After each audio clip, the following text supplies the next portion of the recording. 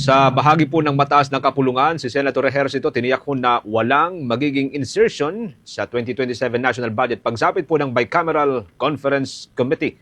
May live report si Bombo Angelo Aganan. Bombo Genesis Bombojay, tiniyak ni Senate Committee on Finance Senator J.V. Ejercito na walang magiging insertions o amendments ang mga mambabatas sa Bicameral Conference ng 2027 National Budget. Ayon kay Ejercito, lahat ng magiging amendments o insertions sa deliberasyon ng pambansang budget para sa susunod na taon ay dapat isagawa sa open session at ang lahat ng mga pangangailangan ng mga ahensya ay dapat ilatag sa plenaryo.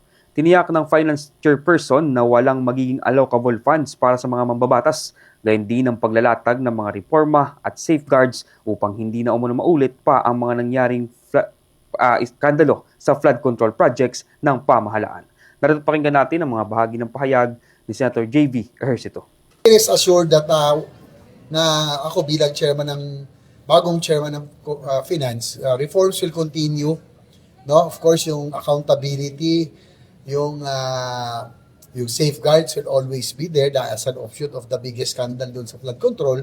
Hindi na ho mangyayari muli yun.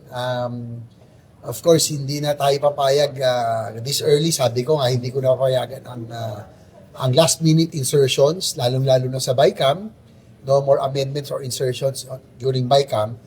Mangyayari lang yung amendments or insertions during plenary sa budget deliberations mismo. Pag meron hong pangangailangan, may kulang, tingin yung ahensya o mga local, do it on the floor. Lahat sa floor. Everything will be done in open session. No? Wala na ho yung mga secret BICAM, wala na yung small BICAM na tinatawag.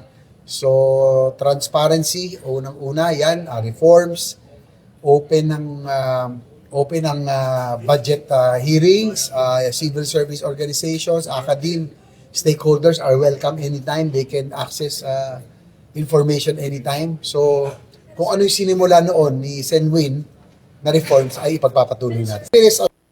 Sa kabila naman nito, Bombo Genesis, naniniwala naman si Ejercito na dapat ituloy pa rin umano ang mga proyekto ng flood control sa bansa, ngunit para tapusin lamang ang mga hindi natapos na proyekto. Aniya, sayang naman ang mga nasimulan ng proyekto, ngunit hindi pa napapakinabangan.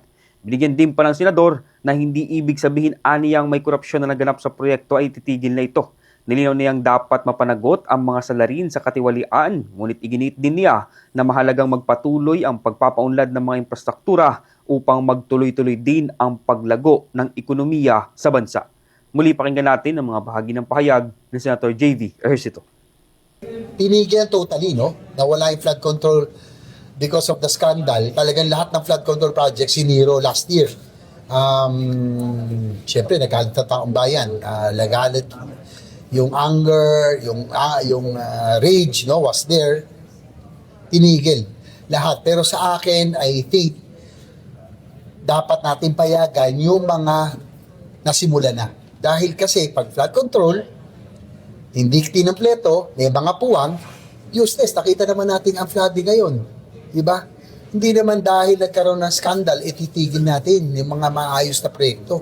Nagkaroon, tama, may totoo namang gumawa ng kalokohan. May mga gumos project, dapat managot ng mga salarin doon. We are for accountability, but development has to continue. Our economy has to continue. Infrastructure has to continue. Samantala, aminado naman si Ejercito na magiging isang malaking hamon hindi lang para sa kanya, kundi sa mga kapwa-senador at Senate staff din ang paparating na deliberasyon ng national budget. Aniya, kakaiba ang sitwasyon ng Senado sa kasalukuyan dahil sa nagpapatuloy na impeachment trial kasabay ng sesyon ng Senado. Mahirap at nakakapagod man umano ang 3 araw mula Lunes hanggang Miyerkules na ginugugol para sa impeachment, ngunit itutuloy pa rin aniya ang budget hearing sa Huwebes at Biyernes at posible namang umabot hanggang Sabado kung kinakailangan. Mula rito sa Senado ng Pilipinas, ako si Bombo Angelo Aganan, and this is Bombo Radio Philippines, the #1 radio network in the country. Your trusted source of news and information. Basta Radio, Bombo!